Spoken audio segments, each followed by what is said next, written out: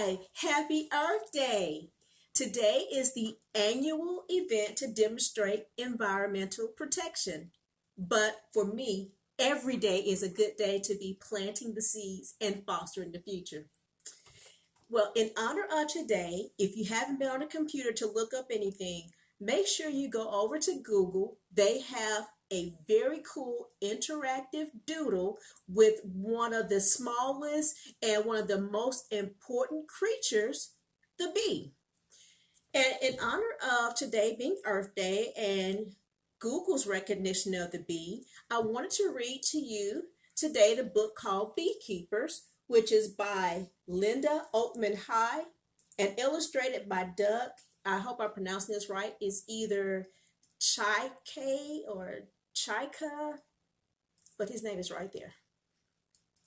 So once I finish reading this book, The Beekeepers, today, please visit Google for the doodle and other Earth Day related activities. Again, the book, Beekeepers.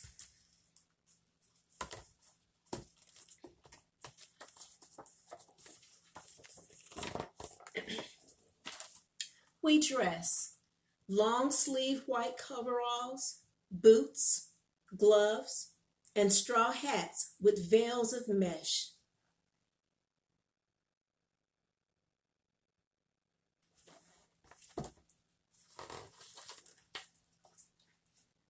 We walk across the grass, dew misting our boots, past the barn, the pond, the trees, and into the bee yard.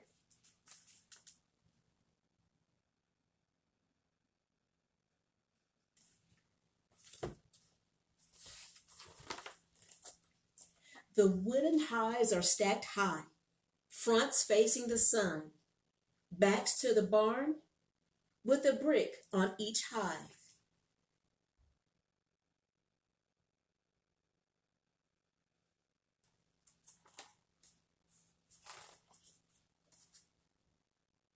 Good morning, honeybees, Grandpa calls into the quietness, his eyes sparkling behind the net. Why do you think his eyes were sparkling? Do you think he's happy to see the bees? Think he's excited? Why do your eyes usually sparkle?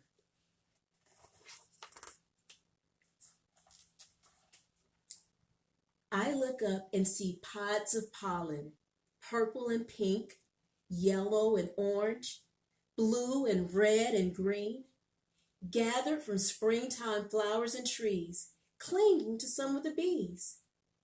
Every color of the rainbow, says Grandpa. The pollen gatherers have been working hard, and now it's our turn.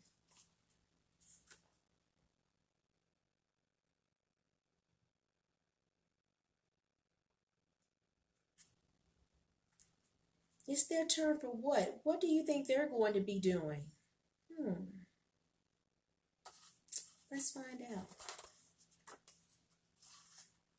I lift off bricks and pry off the top covers with my hive tube as Grandpa gives the bees a puff of smoke from his bee smoker to quiet them and keep them from flying.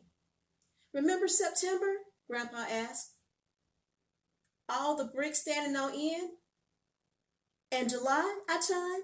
He nods and I smile, thinking of honey harvest times.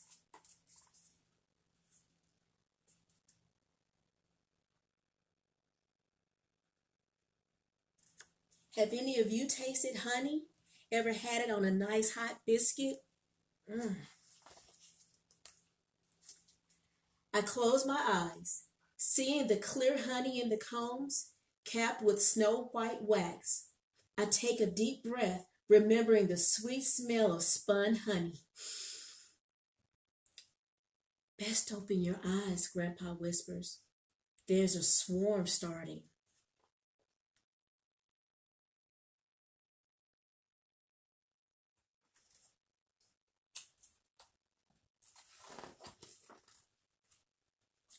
My eyes fly open and I catch my breath, scared.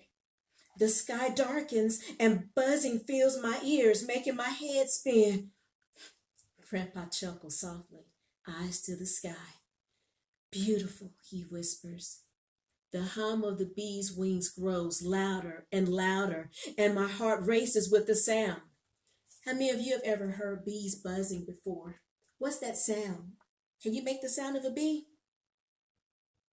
A little bit louder?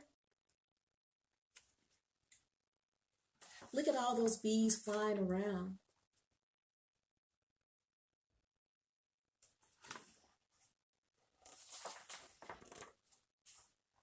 Here's another picture.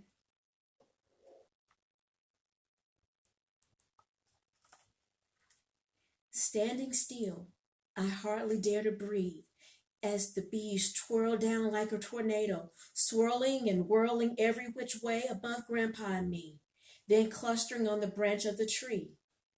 Goosebumps sting my arms and I shake, wishing the swarm would settle.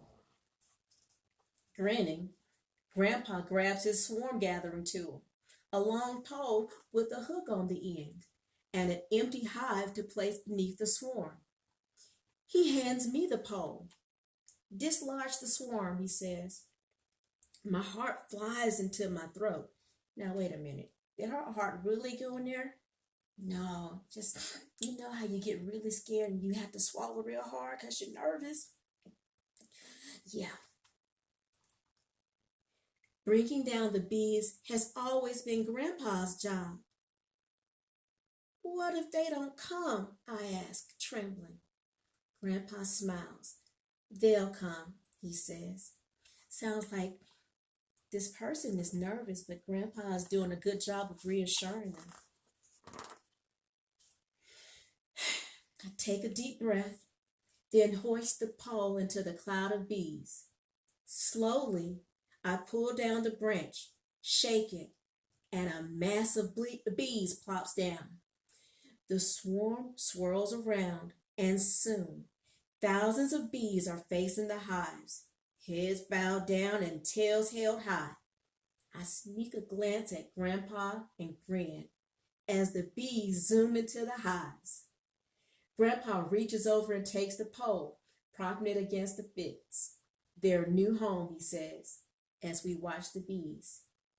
They're settled, so the queen must be safe and sound in the hive.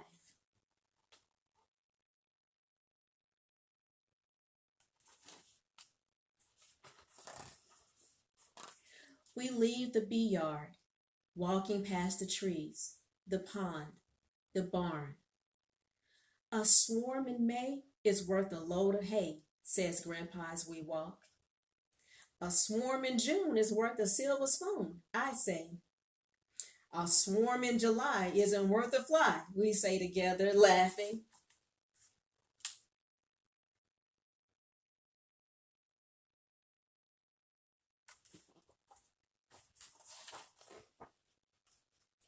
Grandpa lifts off his bee veil. Why do bees swarm? I ask, taking off my veil and gloves. Grandpa shrugs. Why do spiders spin? He asks. We look at each other and smile. You're a fine keeper of bees, Grandpa says.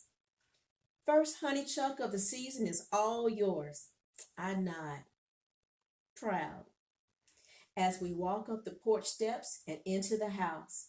Springtime sunshine like warm honey across our backs.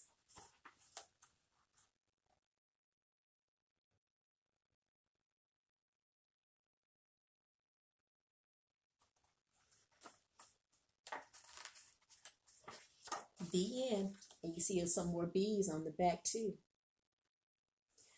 But let's take a moment and look back at this picture.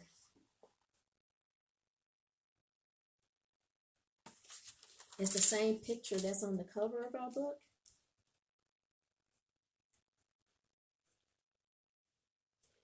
So when we look at this book, what type of relationship do you think this person has with Grandpa? Is it a good relationship? Do they spend time together or not so good? Do you have someone special that you like to spend time with? And right now, especially right now, we don't get a chance to see everybody we're close to. But what can we do to let them know that we're still thinking about them? In addition to doing some things for Earth Day, this might be a good time to think about someone special that we have a close relationship to and do something special to let them know we're thinking about them. Whether it's doing something as simple as a phone call or a text message, or doing something virtually so we can see each other face to face and build those connections. I hope you all enjoyed the book today and get a chance to go online and look at some of the activities that Google has prepared for us. And keep looking at my Facebook page as well as my YouTube page for new content to be coming. I'll be working on more content to be coming up pretty soon. If you have any questions, as always, feel free to reach out to me. I'm Dr. Foster. I am looking forward to seeing you and answering your questions. I can be reached at teacherfoster@gmail.com, and you can also send me messages via Facebook. I'll see you next time. Y'all stay safe and keep on doing your part in fostering the future. Bye-bye.